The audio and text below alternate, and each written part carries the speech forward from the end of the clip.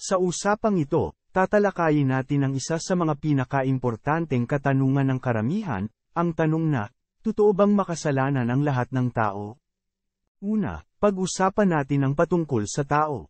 Ayon sa salita ng Diyos, nilikha ng Diyos ang tao na mabuti at walang makasalanang kalikasan. Nilikha ng Diyos ang tao ayon sa kanyang sariling larawan, ayon sa larawan ng Diyos siya nilikha, lalaki at babae siya nilikha. Kung ganoon pala, bakit ayon kay Apostle Paul, lahat tayo ay nagkasala at hindi umabot sa kaluwalhatian ng Diyos, Roma Kapitulo 3 versikulo 23, at walang isa man sa atin ang matuwid, Roma Kapitulo 3 versikulo 10. Pangalawang talakayin natin ay, paano naging makasalanan ang tao? Nabanggit natin na ang tao ay nilikha ng Diyos na mabuti. Gayunpaman, sa Genesis Kapitulo 3, isinulat ang pagsuway ni Adan at Eva. Dahil sa isang pagsuway, pumasok ang kasalanan sa kanilang kalikasan. At doon nagkaroon sila ng makasalanang kalikasan o ang sinful nature sa salitang Ingles. Pagkatapos ng pagsuway o disobedience nila sa Diyos, agad silang inusig ng konsensya nila. Nagkaroon sila ng pagkahiya at kawalang karapatan sa paglapit sa Diyos. Hindi lang yun, nagtago din sila mula sa presensya ng Diyos, Genesis Kapitulo 3 versikulo 8. Ito ang nagpapatunay na sila ay nagkaroon ng kasalanan. Nang magkaroon sila ng mga anak, naipasa agad ni Adan ang sinful nature or ang makasalanang kalikasan sa kanilang mga anak. Genesis Kapitulo 5 versikulo 3. Nakita ang makasalanang kalikasan sa kanilang lahi. Ang unang anak na ipinanganak kay Adan at Eva, na si Cain, ay ang unang naging mamamatay tao, or murderer. Genesis Kapitulo 4 versikulo 8. Pangatlo, pag-usapan naman natin ang katunayan na ito ay naipasa sa lahat ng tao. Ang makasalanang kalikasan o sinful nature na namana natin sa ating ninuno, na sila Adan at Eva, ito ang likas na katangian ng tao, na siyang dahilan ng ating pagsuway sa Diyos o pagiging rebelde sa Diyos. Dahil sa makasalanang kalikasan o sinful nature, ang mga tao ay may likas na pagkahilig sa kasalanan, at kung papipiliin tayo kung ano ang ating susundin sa pagitan ng gusto ng Diyos, at ng ating sariling kagustuhan, natural sa atin na pipiliin natin ang ating sariling kagustuhan. Isa sa mga katibayan o proof na ang tao ay mayroong kalikasan makasalanan. Obserbahan natin ang mga bata. Walang sino mang magulang ang nagturo sa kanyang anak na magsinungaling, o maging makasarili. Sa halip, ginagawa natin ang lahat, naturuan ang ating mga anak na magsabi ng katotohanan, at unahin ang kapakanan ng iba. Natural sa tao ang gumawa ng kasalanan. Sa mga balita na lang halimbawa, makikita natin sa mga balita ang kalunos-lunos na halimbawa ng kasamaan ng tao. Kahit saan o saan man naroon ang tao, sinuman at anuman siya, naroon din ang kasalanan at kaguluhan. Pang-apat, ano ang problemang naidulot nito sa lahat ng tao? Ayon sa Biblia, lahat ng tao ay makasalanan, hindi lamang sa teorya o sa realidad, kundi sa kalikasan. Ibig sabihin ang kasalanan ay bahagi ng bawat hibla ng ating pagkatao. Sinabi ni Charles Spurgeon, kung paanong ang alat ang nagbibigay lasa, sa bawat patak ng tubig sa karagatang Atlantiko, gayon na apektuhan ng kasalanan, ang bawat hibla ng ating katauhan. Ito pala yun problema, at nakalulungkot na ang mga ito ay nasa ating pagkatao at napakarami nito. At kung hindi mo ito nalalaman, ikaw ay nadadaya. Panglima, ano ba yun bunga ng kasalanan sa tao? Nalaman natin na ang kasalanan ay bahagi ng bawat hibla ng ating pagkatao, at likas sa tao ang gumawa ng kasalanan. At dahil dito, nagkaroon ng bunga o consequence ang mga ito.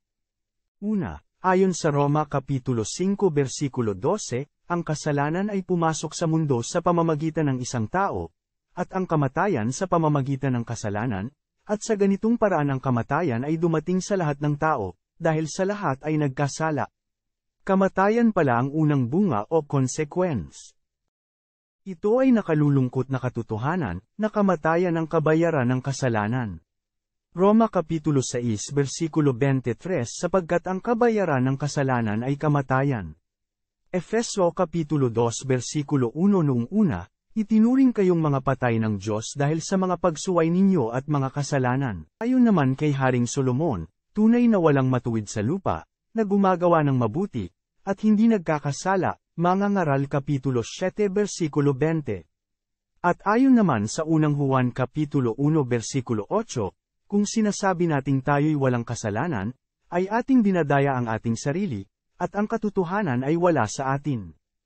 Ang pangalawang bunga o consequence ng kasalanan ay, ang pagtanggi sa Diyos at kamangmangan sa katotohanan. Ayon sa Roma Kapitulo 8 versikulo 7 kalaban ng Diyos ang sinumang sumusunod sa nais ng makasalanan niyang pagkatao, dahil ayaw niyang sumunod sa kautusan ng Diyos, at talagang hindi niya magagawang sumunod. Sinasabi rin sa unang Korinto Kapitulo 2 versikulo 14 ngunit sa taong hindi pinananahanan ng Espiritu ng Diyos, hindi niya tinatanggap ang mga aral mula sa Espiritu, dahil para sa kanya ito ay kamangmangan. At hindi niya ito nauunawaan, dahil ang mga bagay na ito ay mauunawaan lamang sa tulong ng Espiritu. Sa mga paliwanag na ito, maiintindihan natin bakit ang lahat ng tao ay makasalanan. Ito ay masamang balita, lahat pala ay makasalanan at hindi karapat-dapat sa paningin ng Diyos, ang kabayaran ng kasalanan ay kamatayan. May pag-asa pa ba ang tao? Ang sagot sa tanong na yan, ay oo, may pag-asa ang tao. Ang mabuting balita ay, may nag-iisang tao lamang sa kasaysayan ng mundo ang hindi nagkaroon ng makasalanang kalikasan, si Hesu Kristo. Isinilang siya sa pamamagitan ng banal na Espiritu, dahil dito, nang isilang siya sa mundo ay hindi siya nagkaroon ng makasalanang kalikasan o sinful nature. Si Jesus ay hindi nagkasala kailanman. Ayon sa Gawa Kapitulo 3 versikulo 14, banal siya at matuwid, at ayon din ikalawang Korinto Kapitulo 5 versikulo 21, kailanman hindi nagkasala si Kristo.